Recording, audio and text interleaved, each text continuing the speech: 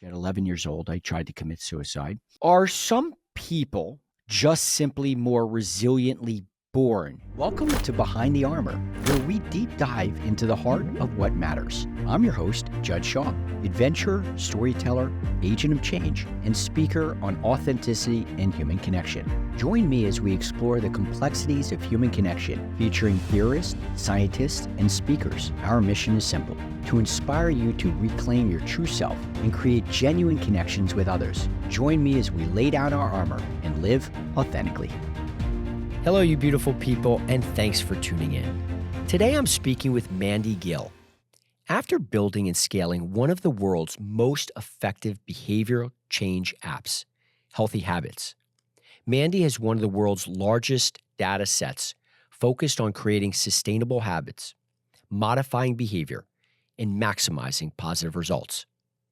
As a highly successful female entrepreneur, keynote speaker, podcast host, and CEO, Mandy is also a nationally known media personality. Mandy's commitment to leveling the playing field has been opening the doors for women across the globe. Join us as we uncover what's behind the armor with Mandy. You know, I have found during the most difficult times of my life is when my resiliency seems to rise. And I love how you say resiliency appears when your plan disappears. Mandy, welcome to the show. Jeff, thank you so much for having me. It's so fantastic to hear that from outside of my own head. Right? How do I share that properly? But yeah, thank you. And I'm glad to hear that that's something that's resonated with you as well. Oh, and we're going to deep dive on that because it so has. You know, I know that you're coming out with a new book. It's been like a 2-year endeavor. And before we get there, I'd love to learn, along with the listeners, what really kicked off, right? Not the resume, but what really kicked off becoming a resilient and wellness expert? How did that even start? Oh, I'm actually going to go back to the first kind of spot where I can honestly say that resilience kind of like initiated at my core. Mm. And that goes back to, I mean, we can all kind of conversate on where we remember our first memories growing up as children. And I grew up in an incredibly loving family and extremely loved. And my parents had divorced when I was 5 and my sister was 3. And there was a moment in time when my parents had separated. How would I word this? I felt in my world that nothing could be tougher than that experience. At the age of 5, when I just didn't know, again, you kind of navigate the world according to your parents' direction. And that is what I followed. And that is what they did an incredible job with my sister and I, but I still remember that was my first place of feeling resilience, was in those moments of recognizing, can things get worse than this? If they do, how can I use this as my catalyst to get through some of the hardest points in my life? And that, came through me at 17, that came through me in my 20s, my 30s. And here I am today, so happy to share what I get to because of something we would have looked at as an extreme setback, but really has been the foundation of where my resiliency originated. And you have faced some of the most challenging environments on the planet. But I wanted to ask you this as the expert, and I want to give you a little short summary. Let me paint a picture, if I could. My parents divorced when I was 1. My mother moves in the middle of the night and leaves my father from New Jersey to New Orleans, Louisiana, where then I lived with my biological brother, and my mother remarries. And there's a terrible post-divorce relationship between my bios, 10-year, courtroom war, to which at 11 years old, I tried to commit suicide. And then at 12, I had a major health issue in which I inhaled and aspirated a needle and punctured my lung. And then I went off and I told my mom I wanted to live with my father because my brother told me he wanted to, and I was scared at 13 to lose my brother. So my mother packed up my bags, dropped me off at the airport, and wouldn't speak to me again for decades. And so then I was like, oh my God, what did I do? Now I'm in New Jersey living with my father. My brother was too scared to even come because he saw how my mother reacted. And then by the time I get into college, by my first year, I fell in love with something that made all of this okay: drugs. Up and from that quick narrative, from 1 to 20, am I resilient to have gotten through all of these things? Or by the grace of God, because I always thought I was the least resilient? Interesting. How would you look at that perspective now? I think I was incredibly resilient. Good. And I Yeah. love that you asked that question, because for so long, when things happened or went wrong, I said, they're happening to me. Why are they happening at me? Why can't I be? Why do I have a partner in a relationship who isn't shaken by the same news that I am? Why am I so stressed and dysregulated? And she's like, well, we'll figure it out. Like, where's the difference? Is this learned or natural? Tell me what's going on underneath that. Thank you so much, first of all, for sharing that. I know we jumped from 1 to 20, and Yeah, there's so many stories and self reflection and learning lessons, but also self doubt. There's so many layers to that. I look at it like an onion, right? We peel back the right, layers. right. And I look at that example, and I think this is a great message for future generations and those that are currently growing. It's not necessarily, and I don't want to use the idea of playing victim, but I think you know what I mean in that, where it's Mm, not looking at totally. it, right? Like, why are these things happening to me? And then all of a sudden, why is this happening for me? And I know I could go backwards and say, that was the hardest time in my life where, growing up was in that type of atmosphere where there was questions and there was, the kids in the classroom in grade 3. I remember, someone's like, your parents divorced because of you. And, they're Right, ridiculously silly right, things, but you hold on to those. right.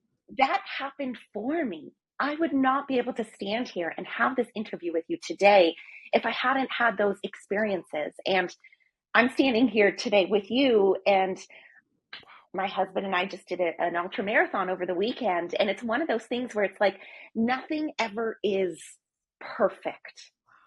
And I think we have to remember that, right? And I know those are two big extremes to jump from, but like, you just got to go out and you do these things. Jumping on this interview with you today, would I love to be stretching, doing recovery? Yeah, but like, you find the joy in these conversations, you Mm, find the joy in the moments. And I think it really comes down to gratitude as well, of just saying we have these experiences because they're mhm. happening for us. We call traumas little T's and big T's. And Mhm. my mind just went to wonder if we can call these little R's and big R's. Yeah. Like, if I had these big R's, loss of connection with my biological parents, not feeling seen, suicide attempt, moving, under all of these things, these are some little R's and big R's. Does that make me more resilient over time? I think it does, depending on how you choose to react to it, Your right? Like, framework, your perspective of it. exactly. And I look at it this way from, respond versus react. And I think that there's a lot of instances where we can use that. We can also think of proactive versus reactive. And so there's really two paths in these opportunities. And it's to look at a moment in resiliency and say, do I want to use this for my benefit or my detriment? Mm. So you kind of have two paths to choose from, and I it's in your love hands. that. Oh, my mind is exploding. I love that, because for so long, when I was playing victim, Mhm. when I bought into the I had lower resilience. I had a harder time to get through it. But then, like now, when I'm like, this is my story, I own it. And in fact, it's part of who I am today and what I'm doing in my world. And I wouldn't do this if I didn't have that. And then my resiliency got shot up. And there's a lot to say in that where you own it. Like something that you Yeah. might have been shy to tell people in the past, Mm. 5, 10, even 6 months ago, 5, 10 years, maybe even 6 months Yes. ago. The reality is that now it's your story, Yes. right? And you choose how you want that to play into your life. Mm. So not only is resiliency, from what I'm hearing, getting through a challenging or difficult moment, Mhm. but it actually is like scar tissue or muscle building. It actually helps you meet the next challenge, and difficulty. Yes, 100%. And I often say it is like building a muscle. Realistically speaking, resiliency is like building a muscle. If you hit one crossroad and you're in a really challenging time, what you take from those experiences and those lessons learned, and just to dive in even into 2017, a team along with myself, an incredible team who helped me execute this, brought out the Healthy Habits app, and Mhm. we look at clients all over the world and we work with them through their moments of resiliency. And there is a million health like apps out there, right? Like anybody can access those at your fingertips. But what it comes down to is what I was really interested in is the stories that people tell themselves Mm, as to, why am I sitting in this? mm, Why am I not changing from these examples? Why am I constantly living the same pattern again and again? And for me, what I looked at from a studying standpoint and looking at research is we have those means to change those stories. mm, One of the things I was mm. told over this weekend while doing the ultra race was, a thought is a thought and you can change it. And if you really hone into that, we all know it, but are we conscious enough to change it? Right. Right. That's the question to ask yourself. Right. You are such an amazing human being. You really are. I Thank you. really, really. And so, what helped me through my dark night and my most challenging moment was after I came out of that, I thought, could I re-engineer my healing? Could I reverse re-engineer it and understand how I got through the most bottom of the bottoms that as many dark nights, there was a darker one coming until the cosmic bricks finally got me in line with the universe. But that being said, the connection cure standing for conscious awareness, understanding, renewing, and expanding. And the first part of that is the conscious awareness, the understanding of, how am I showing up in the world and where I live, work, love, and play? What mask may I be wearing? Why am I armored up? Why am I with somebody true, my real raw, but I can't be like that with somebody else, right? And so that first part is that conscious awareness. How can you help a problem that you're not aware of? And yeah, I was just going to say, and I appreciate you coming out with that, because that is something that I think I always love. Back to my broadcasting days, the only way that I could ever remember somebody's name that came into the studio, whoever we were interviewing at this time, it was a top 40 radio morning show, was by the first letter of their name. And I would attach it to like Apple if it was an A, or, and little things I like that. And with you using the ability to say cure, like that is, mm, for anybody that's listening, hold on to that, because our brain has so many thoughts going through our heads, at any given second.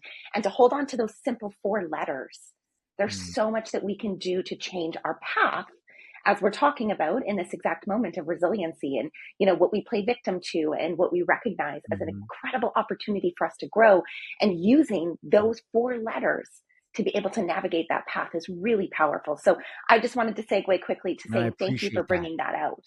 And I appreciate that. And that's the you and the understanding is in saying, where is the root of this? Where is this coming from? Then renewing that connection first with yourself and then show up that way with others and then expand that connection because the ripple effect is real. So I'm wondering, my framework is built to help you reconnect with your most authentic self and then feel free to show that real, raw, genuine version to the world in which you live in so you can thrive. How how can you show people who think they may have low resilience how to develop it? Oh, great example. I would say the first foundation of it is believing in yourself. And I think that actually comes down to something even before that, which is clearing out the noise. We Mm. have so much noise that is constantly around us in this world, and it's not going to get any different, really. I mean, and it's not going to get any better. So it really comes down to recognizing, where is the noise in our lives that is allowing us to get pulled off of our course from what we genuinely believe in at our core of what we're capable of.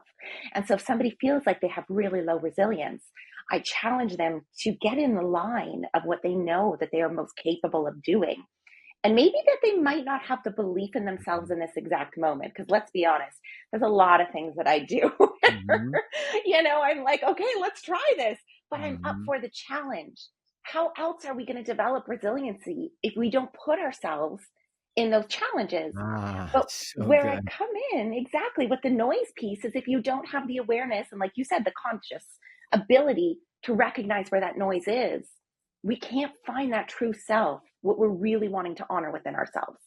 Mm. So I hope that helps to answer the question. But I mean, resiliency, it can be built from 0 to 100 in 2 minutes, but it's just being aware enough to say, I'm ready to take on the challenge and take on the next step. So you have this thing called the race pace framework, right? Mhm.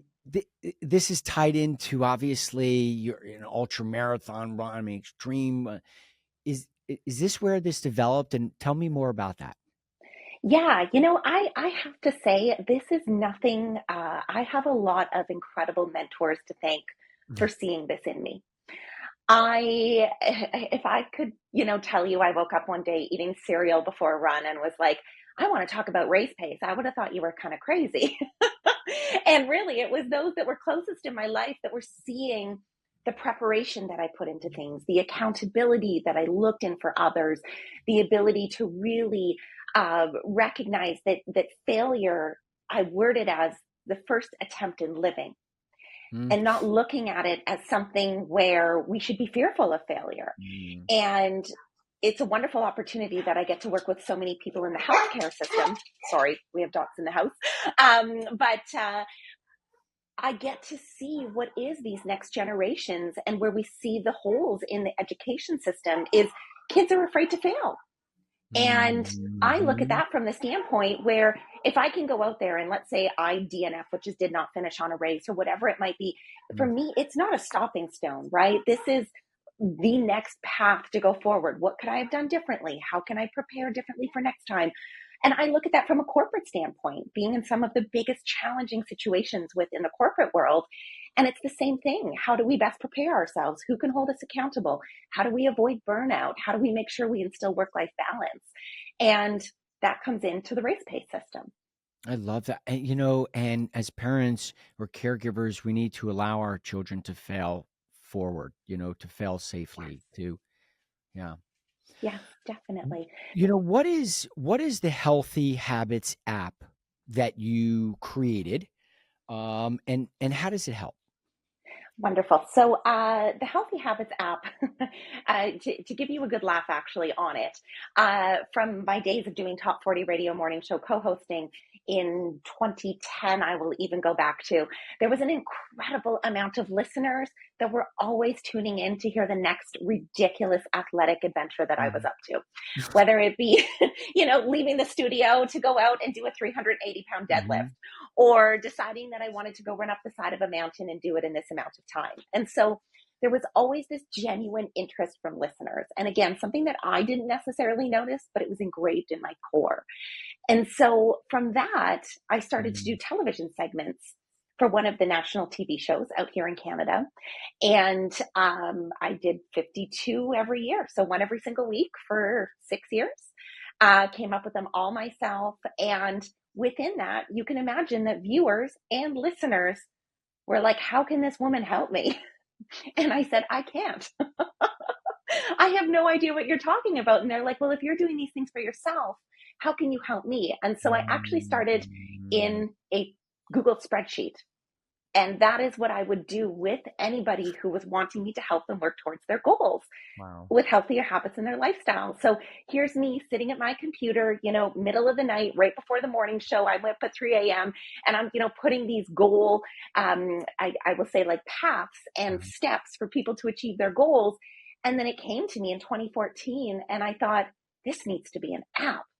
And so I developed the app. It came out in 2017, and we work with clients all over the world now, no matter what it be that they're working to achieve, from, healthier lifestyle choices to better nutrition, to fueling themselves to go up the side of Mount Fuji, to recognizing that maybe they're actually not on a good course and they've got 200 plus pounds that they are wanting to finally say goodbye to. Maybe they need better sleep, less screen time. I could go on and on. I always tell people we've seen it all. And we really have. So it comes down to whatever somebody is looking in their core to achieve, we're there to bring out those healthier habits. Mandy, you have tapped into all of your energy. You are Can you tell? wholehearted. You are wholehearted, girl. I think my mom would say that since the day I was born. She's like, you are just this old wise spirit, but you just go do it all. As an elite athlete, tell me, like, what is the most, like, insane, like, challenge that you put yourself to? Like, give me a story. Oh gosh, there's far too many of them. I will ask how much time you have, but I'll give you one. I would truthfully have to say, my husband and I decided to go to Nepal in 2022, and we decided to climb the most challenging summit in all of the Himalayas. And we always know Everest to be the biggest mountain in the world, and it is. There's no doubt about it. But the one that is the most challenging technicality wise to climb is called Dablam. And I will also give you a good story behind that. I went to an event, and before I even tried to tackle this mountain, I kept walking in and talking to people who are incredible mountaineers. And I was like, yeah, I'm going to climb Dablam. And so quickly were they like, what mountain are you climbing? And I'm like, the one, it's, 6,900 meters high. And they're like, Dablam.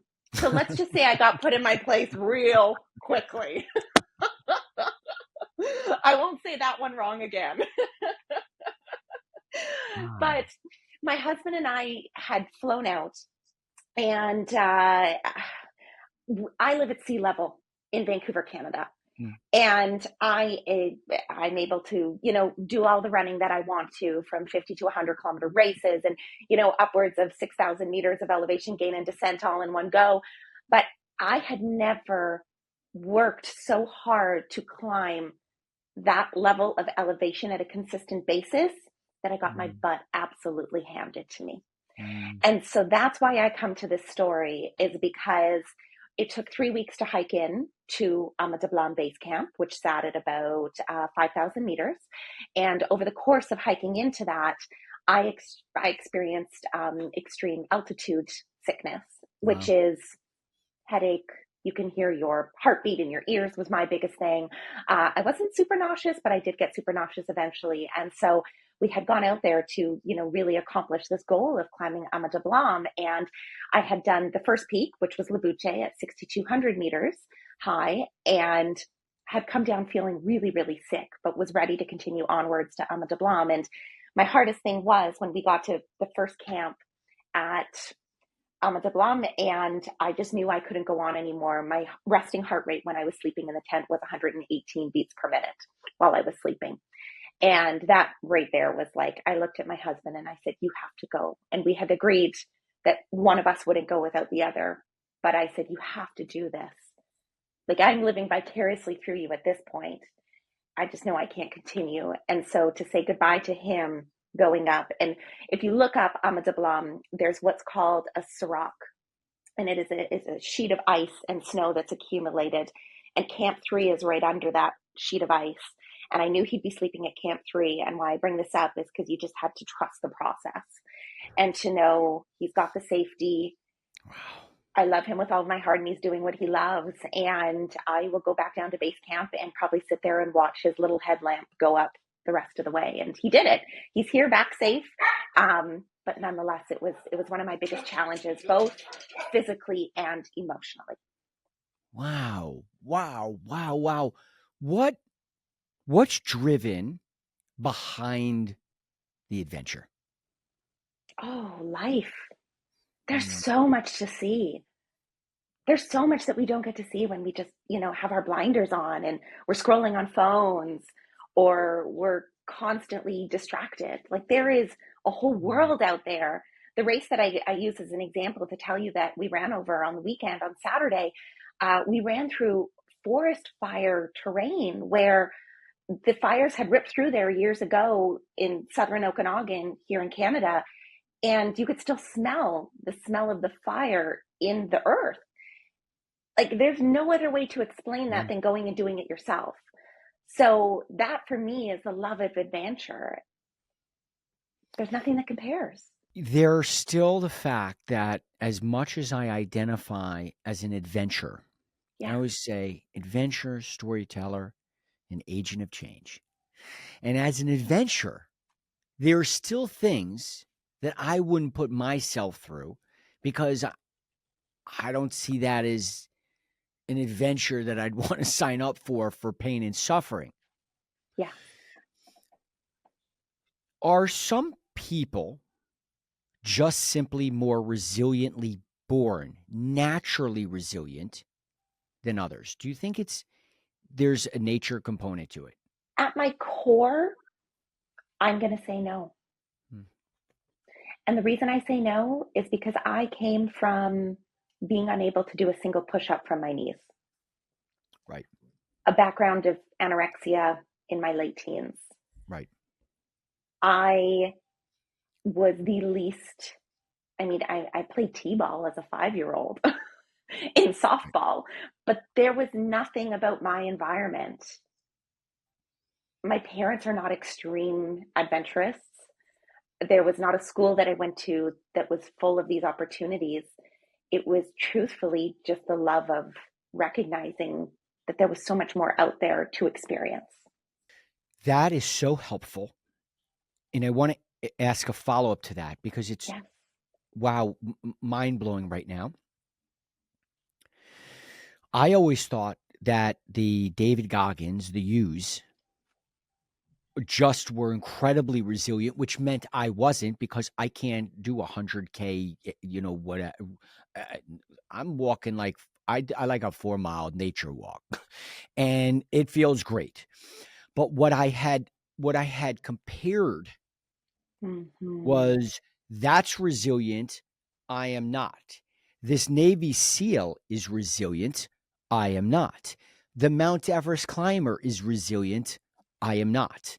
Right. And so these abilities to seek some adventures that may be extreme, Mm-hmm. I always had also meant or thought that meant they were innately just built with resilience to do it. And now, hearing you firsthand, I realize that that's not resiliency. That's part of what you get off on, the drive and the passion and the purpose of it. And like, just like an artist with a canvas, you're just climbing a crazy mountain. But that same artist and you can both have resiliency, which has nothing to do with the activity itself, but it's the ability to work through the challenge. You couldn't have said it better. And thank you for bringing that to context, because I challenge you to recognize the next time that comes up. And I often say comparison steals joy. Mm. So if we look at somebody who's incredibly resilient and we're like, oh, but that couldn't be me, that immediately, right in that gap. And I learned those from the days of really working towards CrossFit Games Mm. as an individual athlete and on a team. Immediately in those moments when I looked at those examples, comparison stole joy. And it's interesting to hear you explain that, and I'll give you context going to this Saturday, and I'm so grateful that we're having a chat today where I can bring up these examples. But you know, David Goggins is a very common name in households, and Yeah. everybody recognizes the 40% rule. And, when you think you're at the end, you're really only at 40%. And I have never had an issue stomach-wise when it comes to ultra racing. This past Saturday, when I hit 35 kilometers, I had waited 10 minutes too long to eat. That's how precise, when we talk about preparation, when it comes to athleticism and adventure, you have to be really dialed in. I won't scoot my way around that. There's a lot of safety to it. There's a lot of preparation. I'd waited 10 minutes too long of a window, and I felt nauseous beyond belief. So where I come from in that is my husband and I are doing the Tour de Mont Blanc coming up in June. And this is part of our honeymoon. It's 170 kilometers and it's through Switzerland, Italy, and yes, you're not surprised, and France. And so it's over 12,000 meters of elevation. And this is my dream as a honeymoon. So thank you for understanding. So wonderful. It's so wonderful. Umbrella, Most forget the people, umbrella and the drink. I'm going and doing this. I should probably just send you a couple videos along the way when we're really suffering. But Definitely, 1,000%, please. but what I can tell you is it was a huge wake-up call for me this past Saturday, where I said to myself, Mandy, when you thought that 10-minute window was something that you didn't need to honor, to have a gel or to have a bit of Yeah. fuel, like that was actually a detriment for me for the next 60 minutes. And my husband Connor was in front of me and pacing me towards the end of the finish line. And I was grumpy beyond belief. And this doesn't happen often. As you say, I'm, in my core and I'm doing what I love. And genuinely, ultra running is what I love. And I was grumpy for the first time. And he videoed it. And it is ridiculous because he's pretending to be David Goggins. And his comedy is coming out to a T. And he's like, we're out here and we ate runners for breakfast, like running shoes for breakfast. And he's trying so hard to make me laugh. And that's where it comes down to those moments of, I could have gone over to the side and been sick to my stomach type of deal. But we look at those moments as, in my mind, I could say the race sucked. But no, it was a moment of resiliency. There was an epic teaching in it. There was comedy that came out of it. There was connection because I was trying not to laugh because I was feeling so sick, but I was laughing so hard because it was ridiculous. Like there's just these underlying little silver clues where we can say, we can choose what path we want to use those towards. Some of those darkest times were in our loneliest moments, but how much easier, helpful, supportive, etc., is resiliency to have or to show up when you also have human connection. People forget that others want to see you succeed. And I'll repeat that again. People want to see you succeed. If you came to me with a goal, I want to see you succeed. Those are the people you want to surround yourself with. Surround yourself with the people who are going to allow you to develop that resiliency and strength, to build that muscle, to say, hey, you know what? I know you don't really want me to check in with you today, but how's that goal going? I know you don't like it today, but we need to talk about this, even if it's just 30 seconds. Have those people in your network, choose those people, tell them how frequently you want them to check in with you. There is so much of resilience that lies in connection. I want the young adults and younger generations to hear that message so loud and clear, to find your rat pack, find your rats, find the people that will lift you up. Because when you are around people who want to sincerely lift you up, your resiliency will rise with it. 1,000%. There's no question. It's inevitable. You've got your people behind you. You will see success. I don't want to jump the gun too much because this is something I'm hoping to include in my book. And it's a very last minute ad, but I saw it this past Saturday. There was a gentleman who was with an adaptive team. He is, from what I understand, fully quadriplegic. And he had 7 people that pushed him through 52 kilometers and 1,800 meters of elevation gain and 1,900 meters of descent in less than 8.5 hours this past Saturday. He had his people around him. He became resilient even in those moments. And not only did he, so did his team. They probably never thought that they could push someone through that. let alone one person carried him, one person pushed him. And they all alternated. Some of them rolled ankles, some of them, had extreme headaches, but none of that mattered. When he got across the finish line with all 7 of them holding onto his adaptable wheelchair, I have chills because there was over 400 of us in tears, bawling like little kids for happiness. And that's where I come back to, don't shy away from sharing these big goals and these big challenges you want to put yourself through. Somebody could have looked at him 2 years ago and said, you have no arms or legs. How will you run this? There goes on that ripple effect. Yes. That resiliency builds the team to be stronger too. All of And those people who completed that race with him were stronger and more resilient because of him. Not they were everybody. probably the ones with the biggest, welled eyes full of Mhm. tears. I actually read that one of them, and I can't wait to interview him, he's never run more than 5 kilometers. He's a mountain biker. It's the only reason he knew the trails, but he just loved the idea of this gentleman's spirit. And speaking about finding comedy in those moments, the gentleman who was being wheeled around like through the entire course and got to experience this, he couldn't wait to get to the aid stations to have snacks. He said he was doing so much work. He couldn't wait to get to those aid stations and eat all of the Lay's chips and drink all the Coca-Cola because he was working So so good. hard. So He's there you go. sweating. Yes. Yeah. Yes. Yes. He's the coxswain. Yeah. He's He brought everyone together. So yeah. Tell me about the book. I mean, you've been working on it for 2 years. Let's see, you may get this one little thing in, but tell me about the rest of it.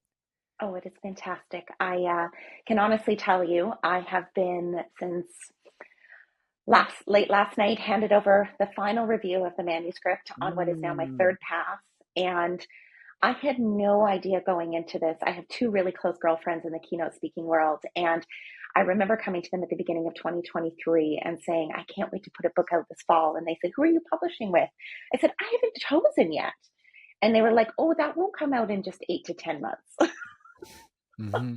Right. It'll come out early 2025. Right. And That's how here we long it'll are. take to get your pub date. Woo! Let's talk about Uh-huh. resilience. Uh-huh. I had to stay Yeah. that course, I tell you, and it has been me living what I am teaching in every one of these chapters. And where I come from in it is that using the catalyst of perseverance and not being willing to give up on your goal once you really decide it is what you want, and having the steps when setbacks arise to be able to conquer through those and to continue on the path forward. And it might even be a better path than you ever imagined. Now, what it comes down to is that I have continuously told myself I'm not a great writer. And that has been one of my biggest lessons in this experience. And my mom and my dad and my whole family and my husband are like, you're a good writer. I'm like, yeah, but what if I could have a ghost writer? And I never went the route. I decided it was just going to be all me. And I've got an incredible editor, Kendra, who's been by my side in every part of this process. And I can't wait to bring it out into the world and to see what people are capable of achieving, because I so believe in every single one of you who are listening in achieving way more than you ever thought possible. I am so excited. I'm so proud in the Thank you. most respectful, because I've been working on the book called The Connection Cure. And Yes. so I'm there with you. I know that feeling. I know that joy. I even have a children's picture book series. Some of them have been published called Sterling the Knight. There's Sterling the Knight and Nugget the Dragon, Sterling the Knight in the Sloan Fall Tournament, and now Sterling Knight and the Magic Connection. Yeah, children's picture books. Okay, I I have need to all get the my little hands on kids these. tattooed Thank on me. you. It was all, about my inner child, I think. And so, but it's developed to help children socially and emotionally develop. First book's about empathy, second book's about fairness, and third book's about connection. And I always say that the adults and caregivers that read the books to the children will get the same, if not as much benefit as the kids do, because we adults need to learn those lessons again sometimes, right? We do. Um, Oh, that's incredible. And where are you in the connection cure? This is me turning the I tables here, but I am interested. so the book the book is going to be complete in about 3 weeks.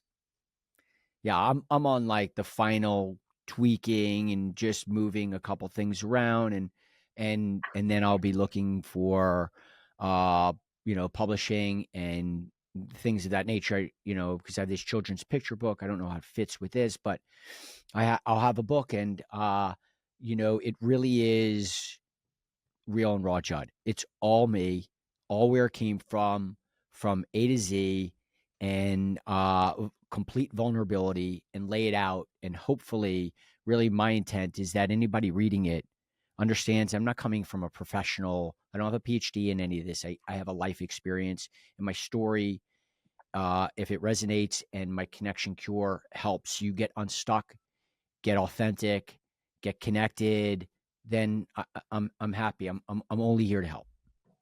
That is, and just from even coming from that space, that's where change will be ignited.